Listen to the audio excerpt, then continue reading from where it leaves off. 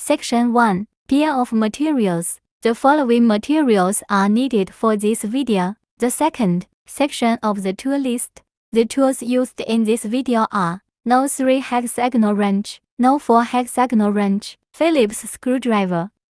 The third section of the material assembly. The first step in the assembly of the front upper outer cover. First, 2.516 self-tapping screws. Put all 2.516 self-tapping screws into the screw space of the shield quick-release female buckle, and align them with the screw holes on the front cover, and fasten them with a Phillips screwdriver. Follow the first installation method. Assemble the remaining female buckle with the front cover. Step 2. Assembly of the rear of the frame cover. The same way as the installation of the front cover. First, 2.516 self-tapping screws into the screw space of the shield quick-release female buckle, and align them with the screw holes on the front cover, and tighten with a Phillips screwdriver. Then follow the first installation method. Assemble the remaining female buckle with the rear of the frame cover.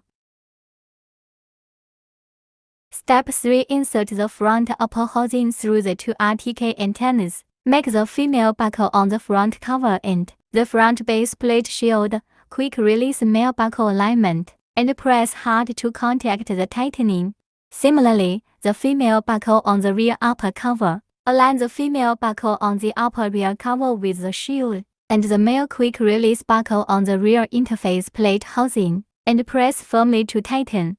Then lift up the nose of the machine. At the same time, pay attention to the power cover at the rear of the machine. With the ground, pick up the front driver's license, and the quick-release buckle under the frame. Be careful to include all the excess wire harnesses underneath. Align and press firmly to tighten. Pay attention to the reserved hole on the front frame cover. Make sure to leave the operating bus through this hole. Lift up the rear side of the machine. Pick up the rear rack cover. Align the quick-release buckles on the frame, and press firmly to tighten. The assembly is now complete. Step 4. The installation of the joint locking assembly. When installing, pay attention to the orientation of the orient switch. The direction of the orient switch should be the same as the direction of the joint shaft and flange. Use 2 M412 socket head cap screws to fix. No. 1 and No. 4 joint locking assembly on the inner joint. The installation method is the same. The joint locking assembly on the No. 2 and No. 3, No. 5, and No. 6 internal joints are installed in the same way. The opening of the joint locking assembly is upwards. Align with the screw limit post on the inner joint, and fasten it with 2 M412 hexagonal screws.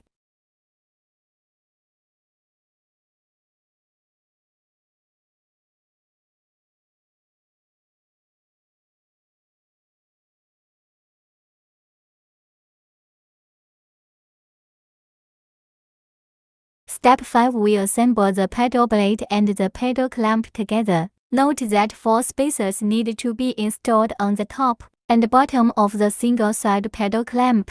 Put the black spacer in first, then put the white spacers in. Note that the direction of the pedal blade marked with the word forward and reverse is facing upwards. Install the shims on the cover side of the pedal clamp, and cover the upper part of the blade.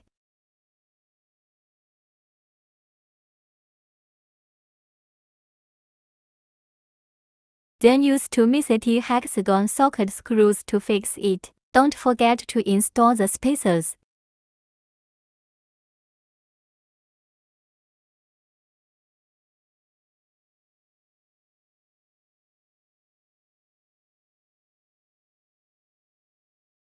Assemble it to the blade as well.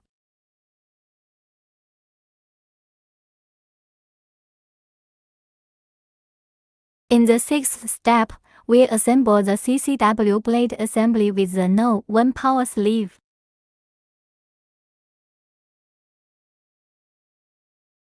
Then use 4M412 hexagonal screws to fix.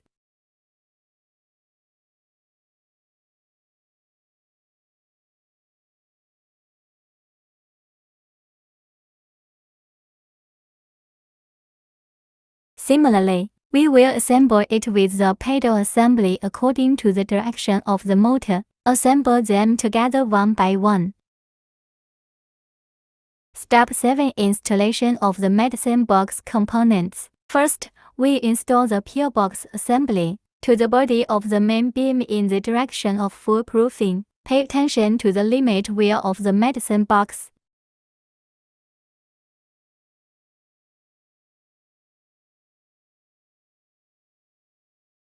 Next, we connect the water pump inlet pipe and L-type pagoda connector nut to connect.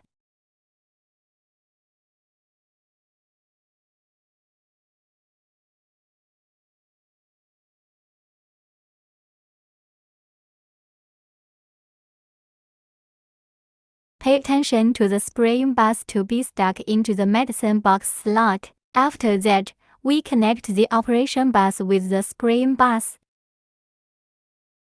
Similarly, the other side will also be assembled. Section 4. Assembly Points Review.